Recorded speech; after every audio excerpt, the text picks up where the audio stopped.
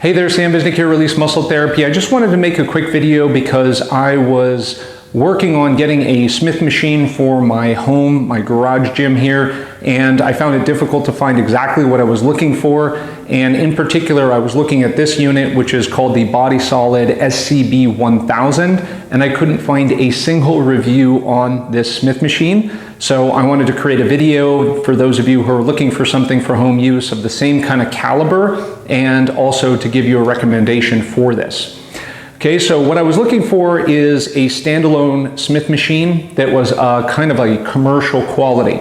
Now, a lot of the Smith machines that you see out there online are combo kits, so they have a lat pull down, a cable rack, all that other kind of stuff in there, and I didn't want that for a number of different reasons.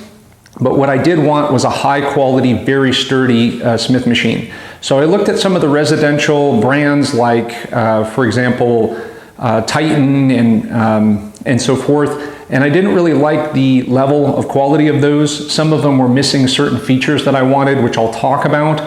So one of them in particular, and I'll just tell you this as we dive into it here, was how far the rack could move. So if you're watching this and in particular you're looking for a full range of motion rack, and in particular something that you want to be able to do, for example, hip thrusters for your glutes, then you're going to need this bar to go down as far as you possibly can. Now, if you need that depth, most of these Smith machines are right away deal breaker. They can't accommodate you because they won't go very far down. I'm not sure why a lot of these manufacturers are making these short range Smith machines, but it is not favorable. So when I was looking for the Smith machine, that was probably my #1 criteria. And the second thing that I wanted is I wanted it to be heavy duty. So I didn't want it to have like a 500-pound weight limitation or anything else like that. Not because I was going to be lifting 500, but because I just wanted safety and security. So Body Solid was the brand that I came across when I found this, and Body Solid's been around for a long time. They've usually been making residential kind of equipment, but lately a lot of these equipment manufacturers have been kind of upgrading things. So they created this model, which is the SCB 1000. They said it's commercial grade. What does that really mean? Probably a lot of different things, but ultimately kind of comes down to the strength of the beams and the support. So it could take and withstand a beating. Now, if you're going to get a Smith machine, any fitness equipment, I wouldn't say, go for the higher level brands sometimes like Hammer Strength. These are $5,000 Smith machines, but also don't go all the way down because it's hard to resell these things. So getting a Smith machine that was in this realm, which is about $2,300, it's a very quality machine, and if one day when I decide to get rid of it, if I do, it'll have a good resale value, okay? So that's my recommendation. So let's go over some of the components out of this. Like I said, the #1 criteria, it goes all the way down and all the way up. That was a huge concern, especially when there was no information online about this, and I couldn't see anybody having actually shown that. So this thing does go all the way down, so I'm gonna go ahead and lift this up. Might be a little loud here. But when I go all the way down to the bottom, you can see that it goes to about my mid-shin, and that's going to be about 12 inches from the floor-ish.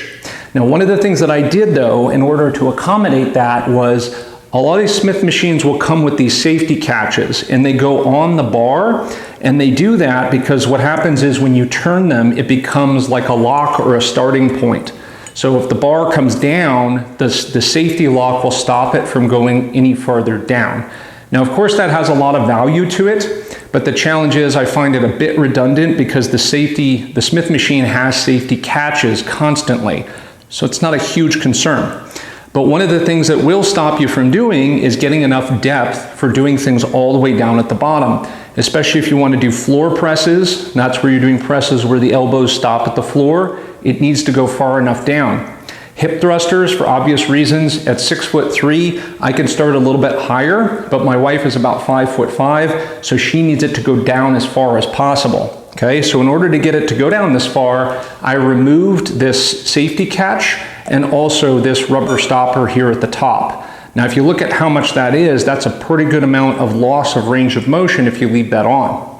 Now, the problem with that, of course, is that now I can go down and do those hip thrusters and get more range at the bottom, but not having the safety catch makes it harder to start exercises at higher points. So for example, if I wanted to do glute kickbacks with hands and knees on the ground and then kick my leg up, I have to have the stoppers on there to set the right height. So you do have to make these judgment calls on what you want to do with the machine. So it's not that hard to take this on and off. I don't have to disassemble the whole unit.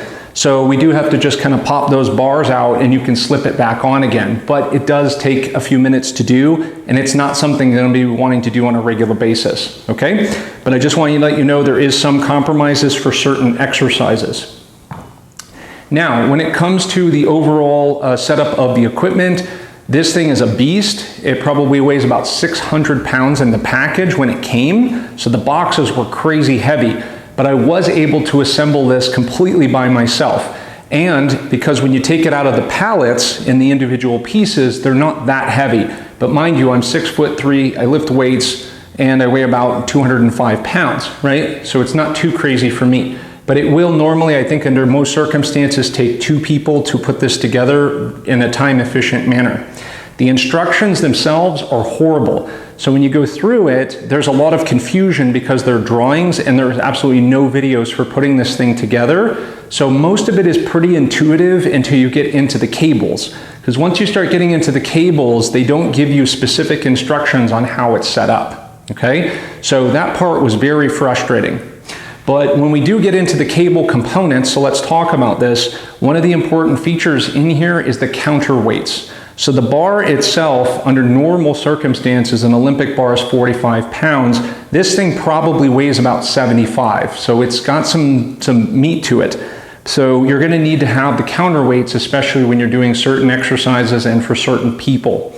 So the counterweights in there are 2 cylinders, and I think they weigh about 15-20 pounds each, and they're connected by one cable that goes around the top.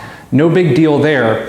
But one of the things that I had an issue with is that when that cable sets that cylinder in there, it floats. So the way that they've designed this is that there's 2 additional cables in there that latch onto it through a couple of hooks that are screwed in, and that stops the cylinder from moving too much. But the problem is with that, it has too much sway. So one of my complaints here is when the bar is moving pretty fast, you can hear that thing wobbling around in there, and sometimes it runs up against this shield here and it makes noise. So that's not a favorable thing. I think they should have tightened that up a bit more so that the cylinder moves without running into anything, okay? Small complaint. So the other thing is that people oftentimes want to know about is the noise. And of course, we want all these things to be whisper quiet. I think outside of buying a $5,000 brand, that's going to be pretty hard to do. This has some pretty slick and nice ball bearings in there, so it slides really, really well, especially if you've done a good job with your silicone spray, but it does make some noise, so I'll show you.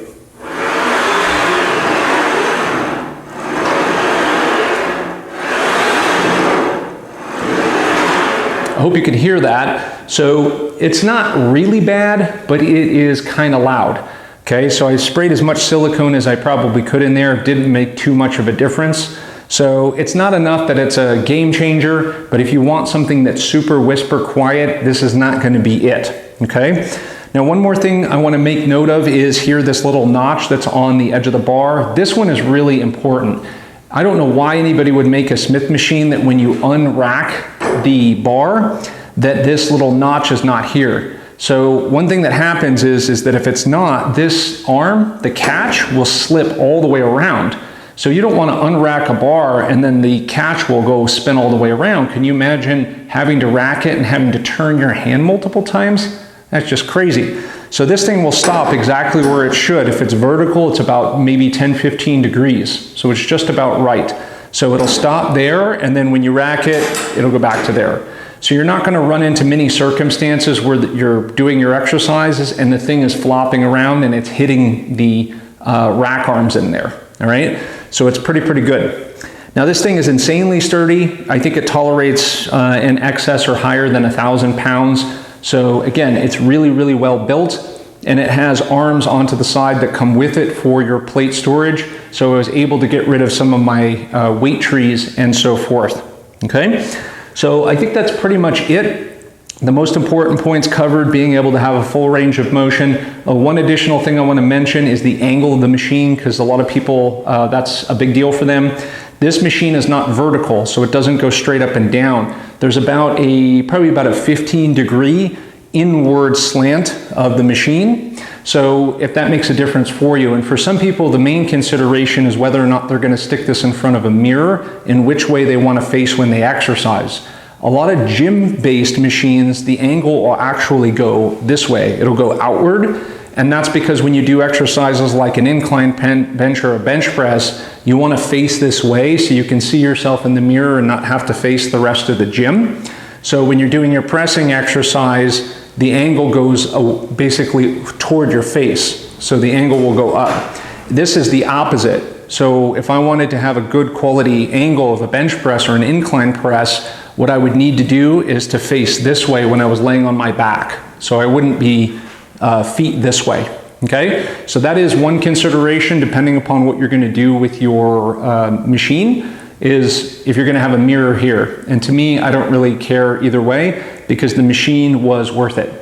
So like I said, at the end of the day here, great for shipping. It is now available, I think, on Amazon. So what I'll do is I'll include a link down below. So there you go. I think it runs about $2,200, $2,300. So it is a really good deal for this kind of a quality Smith machine. So I hope this review helped you. And if you were looking at this model and wanted some further details, then I hope I filled that in for you. So otherwise, Sam Visnick here. Thank you so much for watching. Be sure to thumbs up, comment down below any questions you have about the machine. Love to give you any input on it based upon my use so far. And be sure to subscribe to the channel for more information here about corrective exercise and all the other things that I do. So thanks for watching.